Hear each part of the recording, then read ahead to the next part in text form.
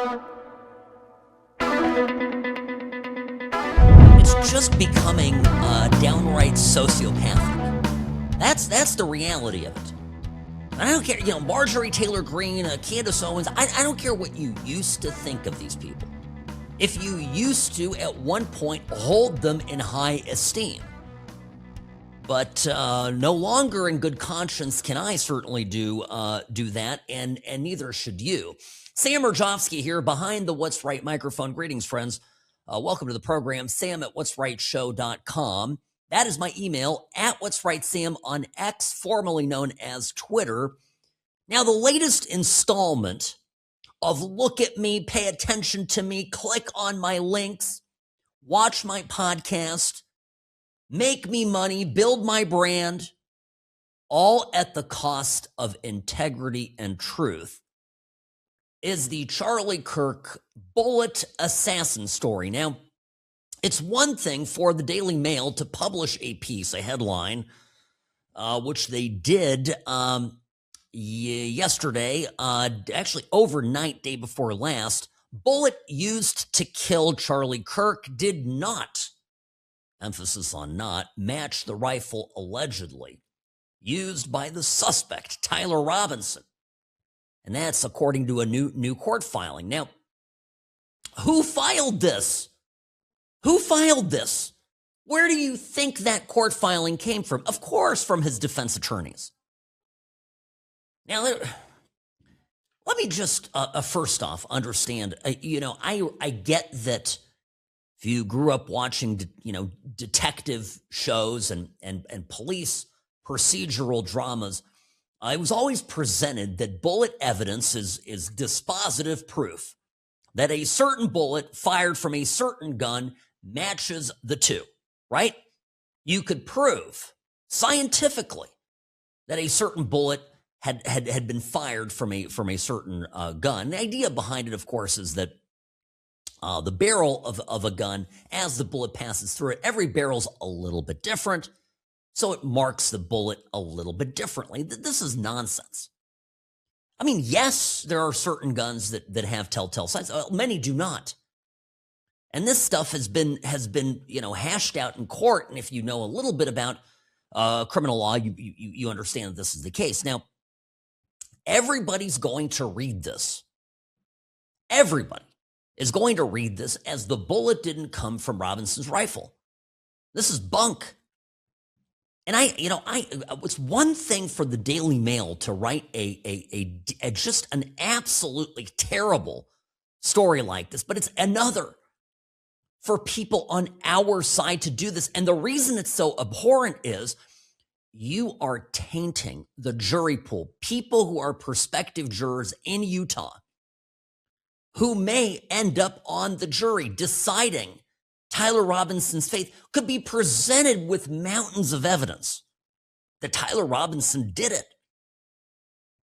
And they'll think, oh, but I watched Candace Owens and she explained to me. Okay, here we go. I'll tell you what Candace Owens is saying. Quote, "Where are all my neocons who've been overwhelmed by the non-existent evidence against Tyler Robinson? What the flip is Candace Owens doing?"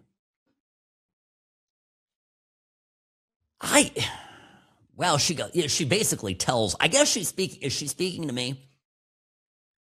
If you're, yes, now, if you've got some amount of common sense, then apparently you're a neocon. And that's rich. Here she continues, quote, "And the other part no one wants to discuss, that about 7 sets of prints were found on the gun, which the bomb dogs did not find, which means it wasn't fired at all. Overwhelming." Marjorie Taylor Greene, "The ATF could not match the bullet to Tyler Robinson's gun. When the news breaks, the sheriff resigns."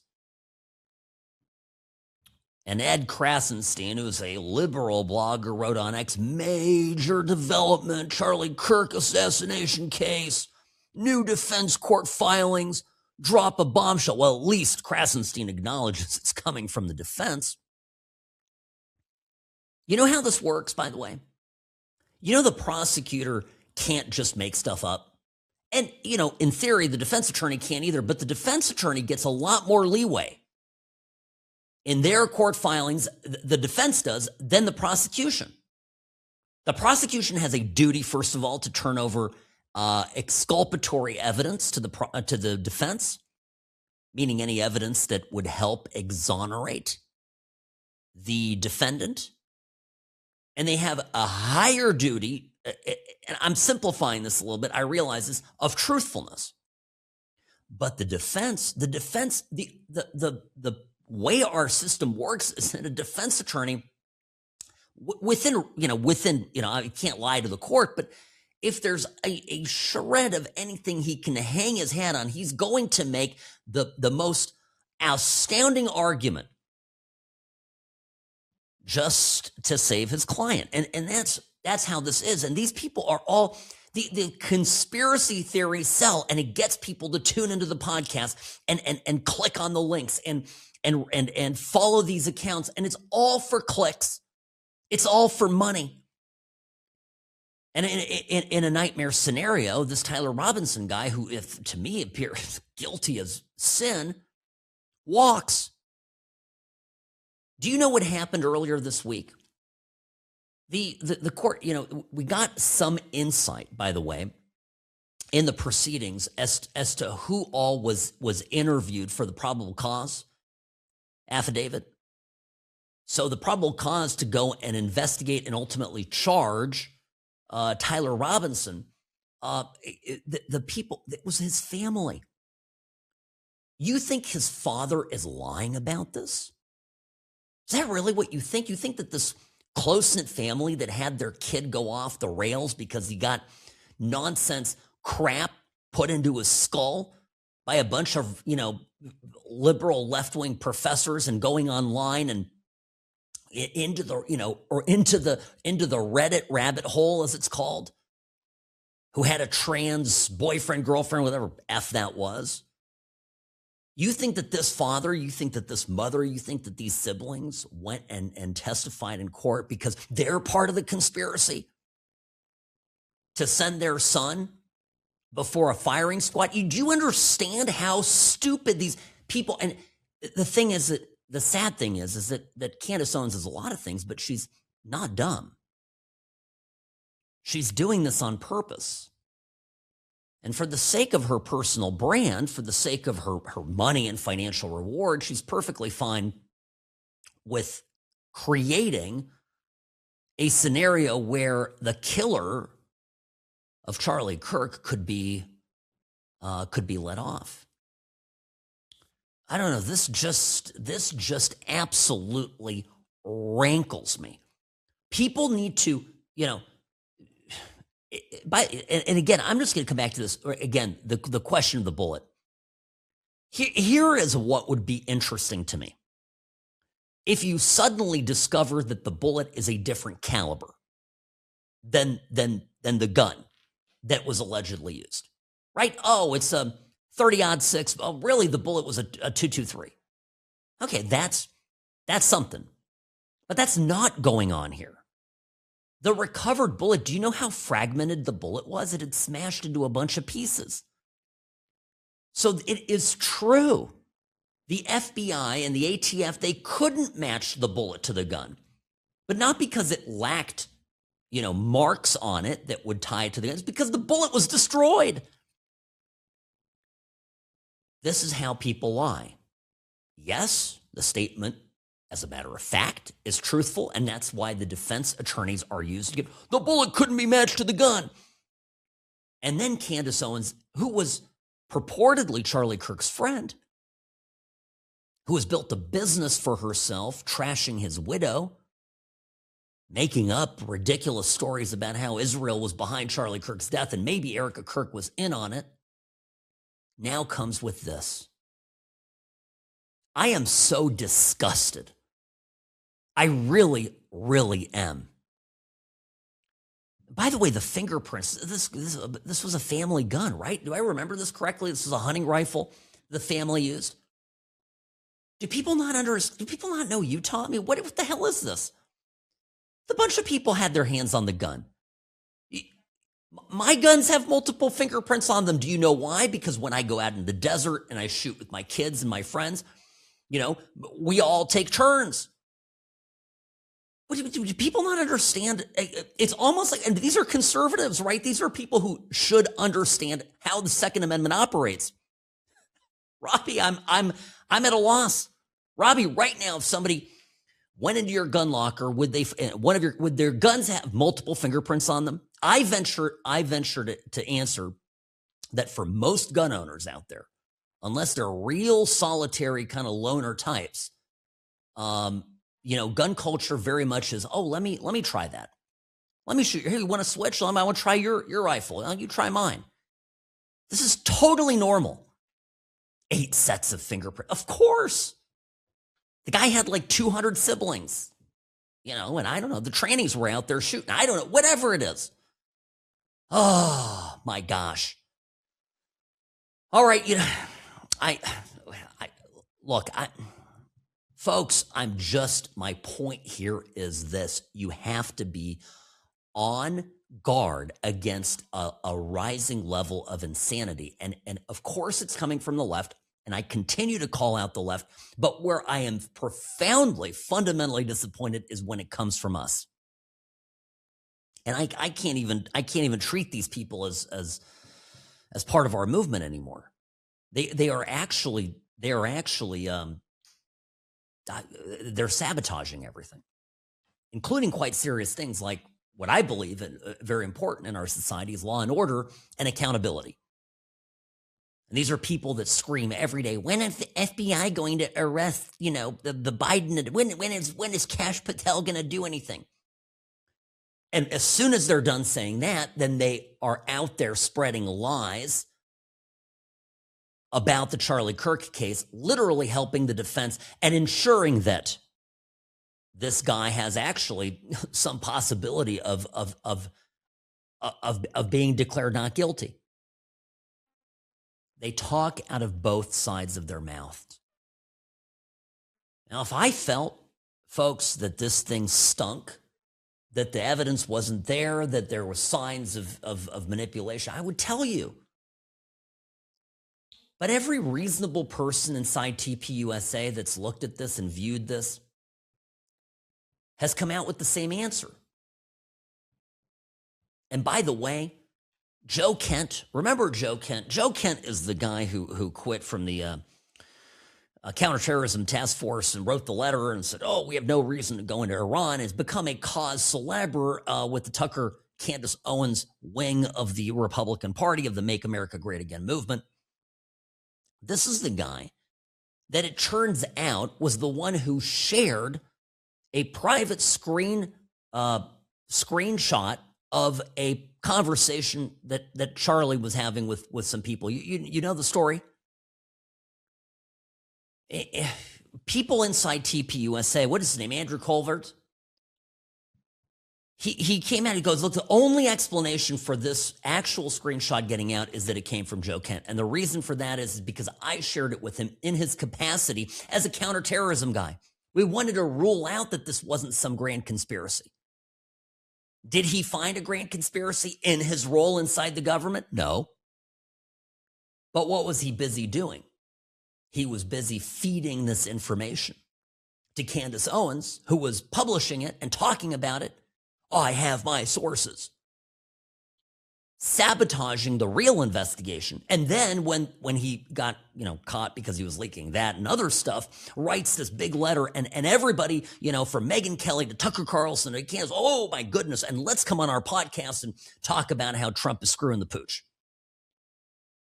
Ah, folks, I don't like to be like this. I know this is not my default to be upset. But it does break my heart. And Charlie Kirk does not deserve this. His killer deserves to burn in hell and be sent there with quick dispatch. Okay. It's all a distraction. Also, this is, I guess, what really bothers me. It's a distraction from things that really matter in our country. I keep mentioning this. There's a communist movement afoot. The communists, the radical leftists, have made their alliance with the Islamists in our country.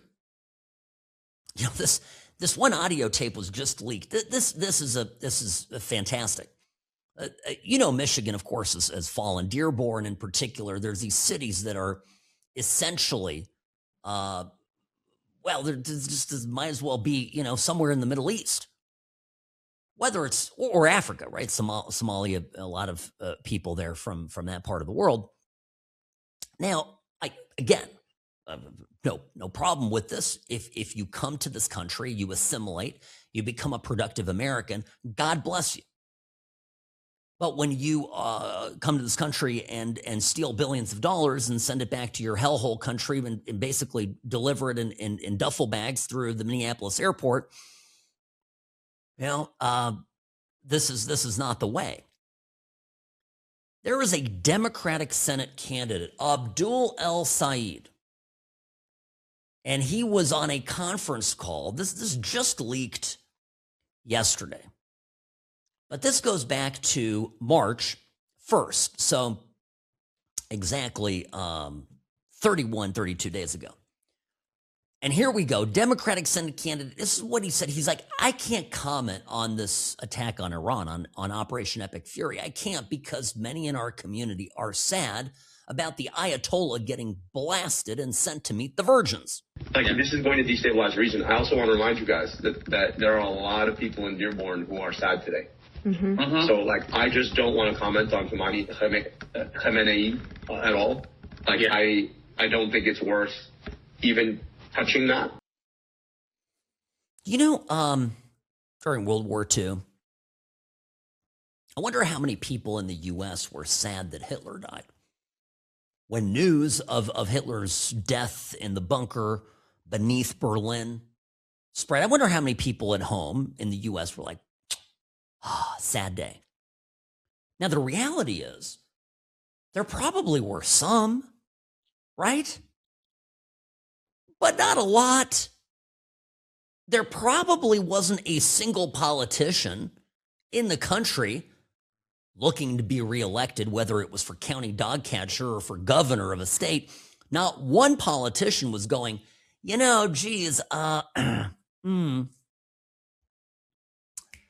I really don't want to talk about Hitler dying because people in this town are going to be sad about it. And by the way, Dearborn isn't a village, right? Can we talk about that too? Dearborn is not a small town. I don't know. Who was sad about, can you imagine, when Obama took out Osama bin Laden? There's a more present day analogy. Do you think that people were sitting around and politicians going, I can't really mention taking out Osama because, got people here who are out of sorts about it. He was our hero. Now, there probably was some, but it's growing is my point. It's growing. This is people living in America. Some of these people have American passports. Hell, one of them is in Congress. She's got the little do thing on top of her head. And she's in Congress. And what are conservatives doing about it? They're podcasting conspiracy theories about who killed Charlie Kirk and how it wasn't the guy that did it. See why I'm upset? I'm busy talking wherever I go to leftists who don't think that the Islamists are a problem. They call me a conspiracy theorist. So what I don't like having happen is there are, not all conspiracy theories are proven wrong and not all are proven right. And for us to waste capital and time advocating for and even discussing stuff that is beyond the pale and completely whack, all you have to do is apply a little bit of common sense and quickly gets debunked, understand a little bit about how the criminal justice system works, criminology, etc., quickly debunk the stuff. It's time And it's energy wasted out the door. It's stupid. That's my point. Sam Rajovsky here behind the What's Right microphone. Friends, I'll be back in a moment. Don't go anywhere. The Sam and Ash team, they wanted me to have the best care. They had my interests at heart. I have an enormous amount of gratitude. I cannot say enough thank you.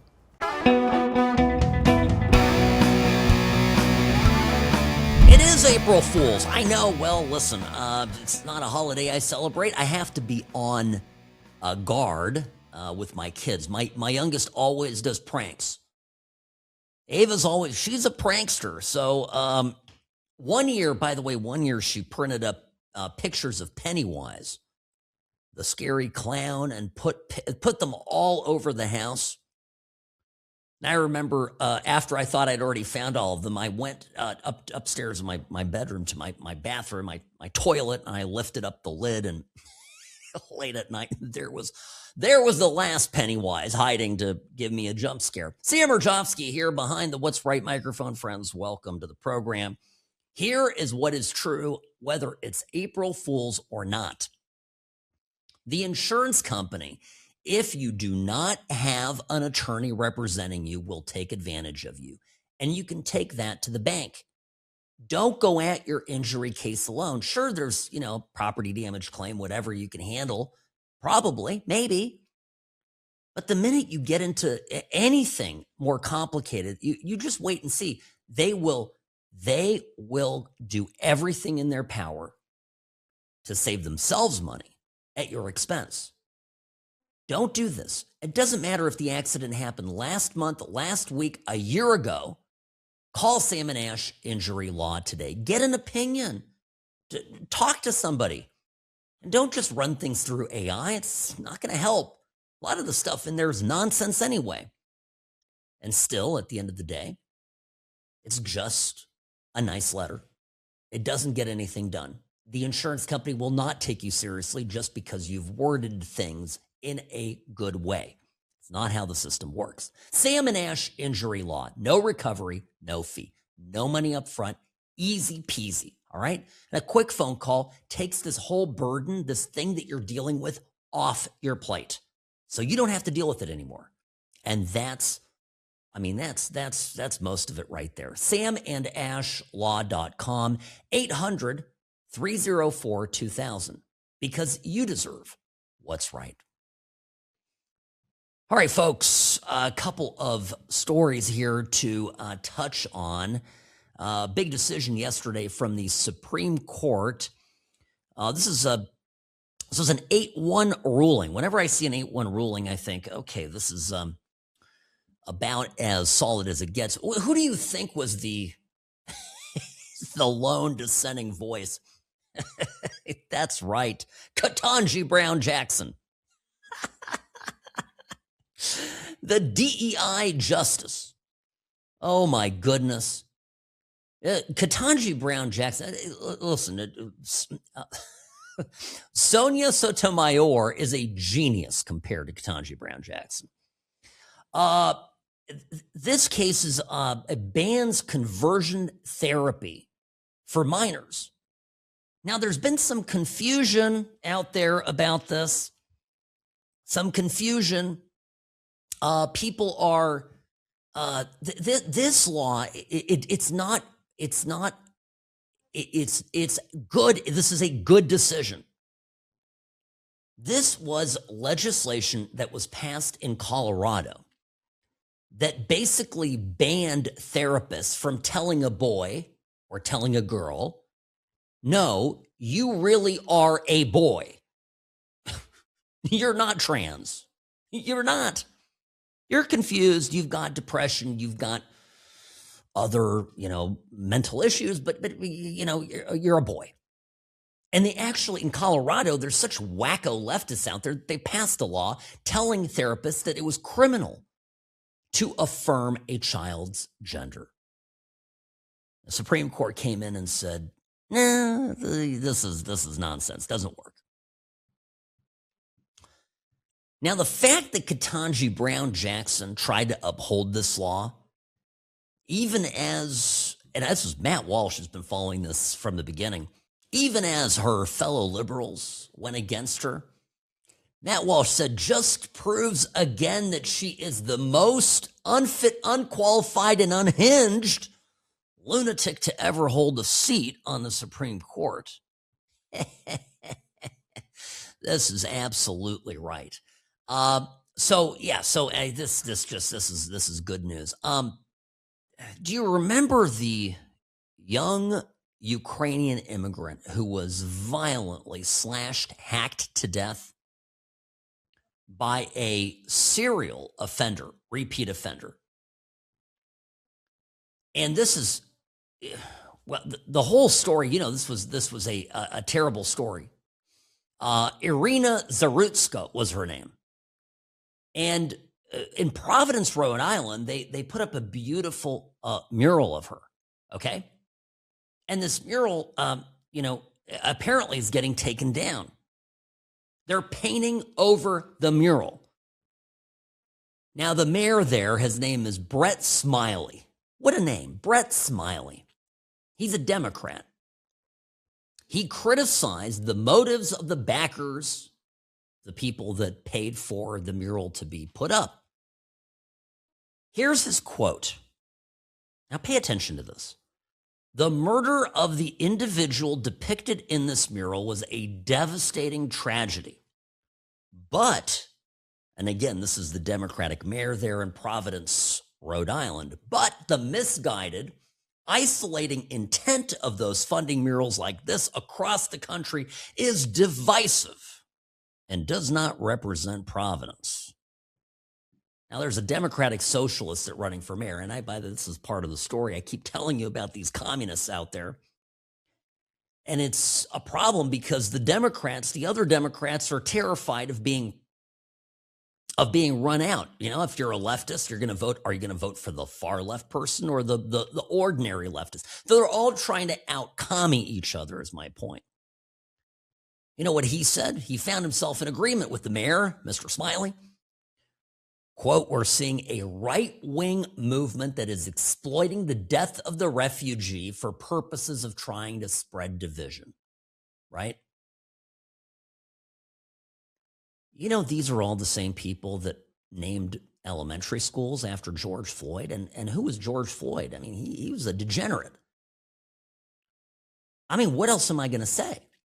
George Floyd was a cracked out, degenerate, serial felon. And whatever you think about him dying, whether he was killed or not, doesn't change the fact that he's no one to be glorified. He's an odious, disgusting human being. And if you take that, these people had no problem turning him into a patron saint of lefthood. They put his murals on everything. No, they named government property after him, okay? Little kids going, where do you go to school? I go to George Floyd Elementary. Gee, Frank, it's great. Go to school every day. There's a felon looking down at you, probably little wings on him, a little halo.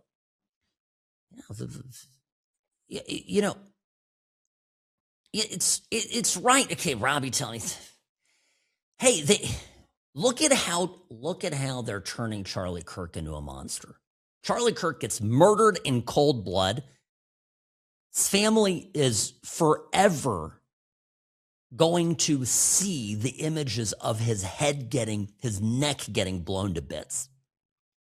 And what do? They attack him immediately.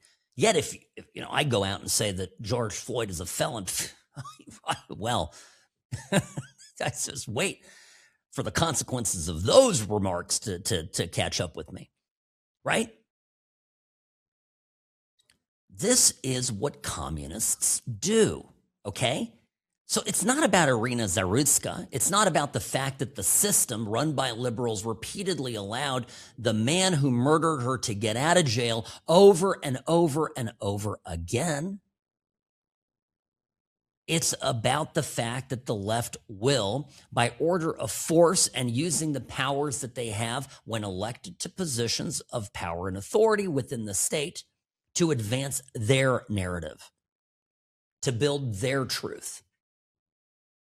And anybody who's spent any amount of time or has studied to any extent or read a goddamn book from time to time, something like Solzhenitsyn, for example, or any number of defectors from political prisoners from totalitarian regimes know exactly what's going on here, right? It's propaganda. And it's potent. And let me tell you another thing. Why would people on our side, why would I don't know even what to call them. Why? Podcasters. I'm a podcaster, I guess. I mean, what can I tell you? I've always told you, folks, that the major value proposition of this program is that I have a day job. And thanks to your support, I keep my day job and I get to speak the truth. And I really don't have to edit myself because my show doesn't belong to a network. I don't have people telling me what I can and cannot say. And I've got a really, and I mean really good First Amendment lawyer. So when somebody does threaten me, I know what to do. So but I don't live here for the clicks. I have to live with myself. I have, I'm surrounded by some of the most brilliant and common sense family members, in my family, who, I only answer to them.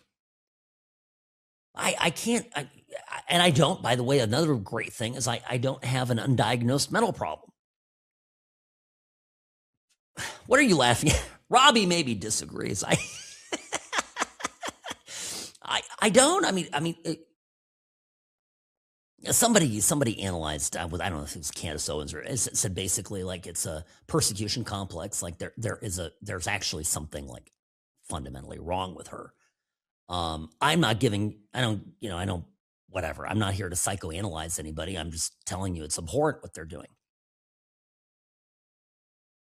The left is out there using state power to craft narrative, and they're winning. Okay? And what does our side do? Our side that has millions of followers and a standing? Circular firing squad, with nonsense. Just monkeys throwing poo around, right? Monkeys, throw their own feces, little spider monkeys. They're cute. But that's it. Tucker just, here's some, dollops of my own fecal matter. And it's all flying through the air. Meanwhile, the other side is playing for keeps. And when they come knocking on your door and take you off to the gulag and you're wondering how the hell this happened in America and think, but the Supreme Court's going to save me. And you go, well, not so fast. They just stacked the Supreme Court with 10 justices that are worse than Ketanji Brown Jackson. Do you know how fast the country will change when they do that? And you think that this is a conspiracy theory that just, Sam is babbling off the top of his head? I don't know. Save this. If we don't fight back, they're going to do this. Now, I'll give you, it's not all doom and gloom. Something interesting going on in Great Britain. I woke up yesterday. I started noticing it yesterday. Now, I don't follow this account because I think that the British are basically done. They're off a cliff. They're lost. Some glimmer of hope. Nigel Farage is a con man. He's a great disappointment and a pansy. I want to use the other word. Just imagine him with a nice pink little tight hat. Okay? So there's a new movement in town. But take all that for what it is. The present government in the United Kingdom under Keir Starmer, they're a bunch of, woke sots. So what am I talking about here? Well, let me pull this up. The UK Home Office. This is the UK Government Department for Immigration, Passports, Crime, Policing, Homeland Security. These are all areas where the UK has not done well. I guess it depends what metric, right? If importing every third world miscreant into your country and paying them a ton of money in benefits and then letting them all stab, people to death. If that's that's a measure of success, and I think they've done a bang up job. But anyway, this is Keir Starmer's government. They start posting the other day. It happened a few days before this, but I noticed it yesterday. They start posting almost Trump-like agenda items. Can I throw one out here? Okay, here's one. This was yesterday. Our work with France has stopped 42,000 attempts by illegal migrants to make the journey across the channel. Oh, okay. Then there was one about policing the internet. Right? The Brits have been policing the internet. They have cops show up at your doorstep. They suddenly put out, the UK Home Office puts out a thing and says, yeah, we're not going to do that. This is wild. The Home Office actually announced that they're scrapping the non-crime hate incidents. And they said, we're going to refocus on actual crime. Where I don't have it here in front of me. Oh yeah, basically they said they were visiting people's homes over online insults and minor disputes. Yeah, no crap. And I'm thinking, where did this come from? Where is this? What is this change of heart? Did Keir Starmer suddenly become a Trump Republican, a Trump conservative? And then I remembered something here talking to Robbie about this as we were show prepping, and I wanted to do a little callback. Now, this is from Ireland, but make no mistake, this is going on in the UK as well. I'll pull up the video. You remember when I was young, right, in the 80s, 70s, certainly before I was born, the Irish Republican Army fought against the British, and they were terrorists. Yes, remember this? Killed a member of the monarchy. They would attack government officials. Basically, through terror, tried to free themselves of British rule. This is Northern Ireland, right? There is a growing movement of violent opposition to this radical globalist agenda. And they issued a bit of a manifesto, and these people they look pretty scary. Here's what they said. This was in the fall of last year. To the people of Newry, Mourne and Down, we, the New Republican Movement, have watched their councillors and MLAs over the past 12 months. The level of disrespect shown to the people who put you into power, this cannot be ignored any longer. We are proud men of Ireland. We are patriots. Your policies and decision-making in regards to flooding our communities with undocumented military-aged men is not acceptable. We will not sit back any longer and watch our culture and religion destroyed by the people we put in power. Also, the sexual indoctrination of our children in schools has not went unnoticed either. The New Republican Movement will take immediate action against anyone who threatens our ways of life and the safety of our women and children. We have your addresses and known your movements. Every one of you are legitimate targets as of today. The New Republican Movement, 28th of 11/25. My job here is just to connect the dots. I'm going to tell you what I think is going on in the UK. I think these people are putting politicians on notice that their tyranny, trans kids, sexual perversion, flooding the country, whether it's Ireland, the UK, flooding them, because these guys are in Northern Ireland, so this is technically in the UK. This is why I think the UK Home Office is starting to say, no, we're doing some stuff. Because I'm going to come back to the scenario I described in our country.